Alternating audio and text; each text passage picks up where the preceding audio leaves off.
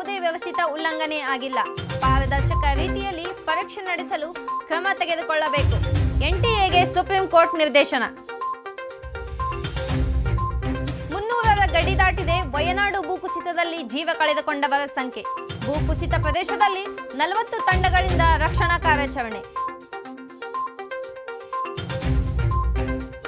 ನಾನೊಬ್ಬ ಚುನಾಯಿತ ಸರ್ಕಾರದ ಮುಖ್ಯಮಂತ್ರಿ. ನೋಟಿಸ್ ಕೊಡುವಾಗ ಕಾನೂನನ್ನು ಸಮರ್ಪಕವಾಗಿ ನೋಡಬೇಕಿತ್ತು.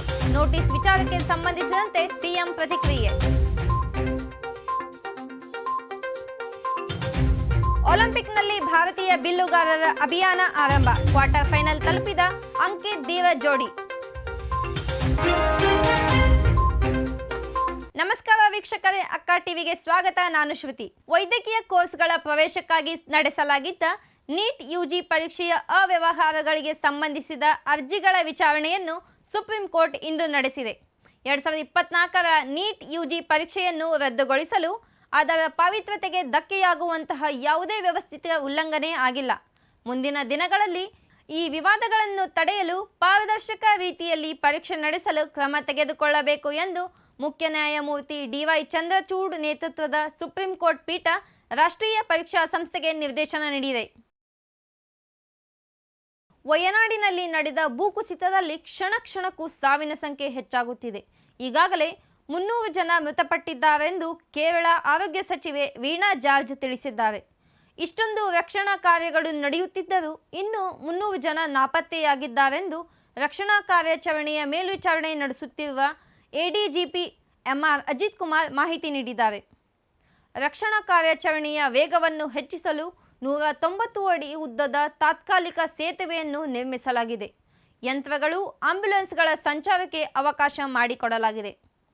ಭೂಕುಸಿತ ಪ್ರದೇಶಗಳಲ್ಲಿ ಒಟ್ಟು 40 ತಂಡಗಳ ರಕ್ಷಣೆ ಹಾಗೂ ಶೋಧ ಕಾರ್ಯಾಚರಣೆಯನ್ನು ನಡೆಸುತ್ತಿದ್ದಾರೆ. ರಾಜ್ಯಪಾಲರು ನೋಟಿಸ್ ನೀಡಿರುವ ವಿಚಾರಕ್ಕೆ ಸಂಬಂಧಿಸಿದಂತೆ ಸಿಎಂ ಸಿದ್ದರಾಮಯ್ಯ ಪ್ರತಿಕ್ರಿಯೆ ನೀಡಿದ್ದಾರೆ.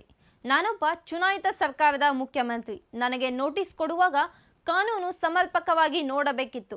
ಆದರೆ ರಾಜ್ಯಪಾಲರು ಈ ವಿಚಾರದಲ್ಲಿ ಆತುರ ಮಾಡಿದ್ದಾರೆ ಎಂದು ಸಿಎಂ ಆರೋಪಿಸಿದರು.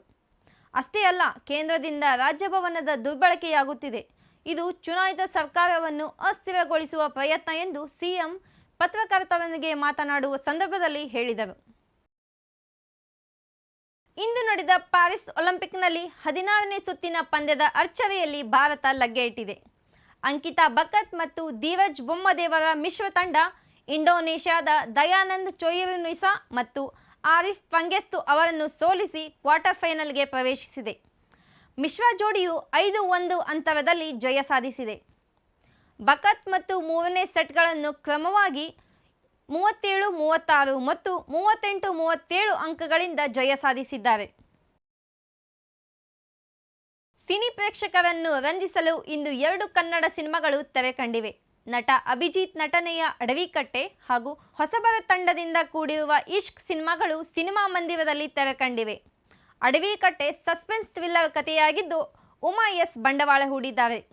ಇಶ್ಕ್ ಸಿನಿಮಾವನ್ನು ವಿನಯ್ ರಾಘವೇಂದ್ರ ನಿರ್ದೇಶಿಸಿದ್ದಾರೆ. ಚಿತ್ರದಲ್ಲಿ ರಾಜು ತ್ಯಾಗರಾಜ್ಗೆ ಶ್ವೇತಾ ಭಟ್ ಜೊತೆಯಾಗಿದ್ದಾರೆ. ರಾಮ್ ಗಂಧರ್ವ ಸಂಗೀತ ಚಿತ್ರಕ್ಕಿದೆ. ನಿರ್ದೇಶಕರೇ ಛಾಯಾಗ್ರಹಣ ಮಾಡಿರುವುದು ಚಿತ್ರದ ವಿಶೇಷ. ಚೇತನ್ ದುರ್ಗಾ, ಶಿಲ್ಪಾ, ಶ್ರೀ ಶಾಂತಕುಮಾರ್, ಸೃಜನ್ ಬೆಳ್ಳಣ್ಣ, ಶಶಾಂಕ್, ರಾಘವೇಂದ್ರ ಮುಂತಾದವರು ತಾರಾಗಣದಲ್ಲಿದ್ದಾರೆ. ನಾನೇನಾದ್ರೂ ಪೊಲಿಟಿಷಿಯನ್ ಆದ್ರೆ ಯೂತ್ ಕೊಡೋ ಮೆಸೇಜ್ ಏನು ಗೊತ್ತಾ? ಡೋಂಟ್ ಫಾಲ್ ಇನ್ ಲವ್ ಮಾಡಬೇಡಿ. ಇವಿಷ್ಟು ಈ ಕ್ಷಣದ ಸುದ್ದಿ ಹಾಗೂ ಮನರಂಜನೆಗೆ ಸಬ್ಸ್ಕ್ರೈಬ್ ಮಾಡಿ ಅಕ್ಕ ಟಿವಿ.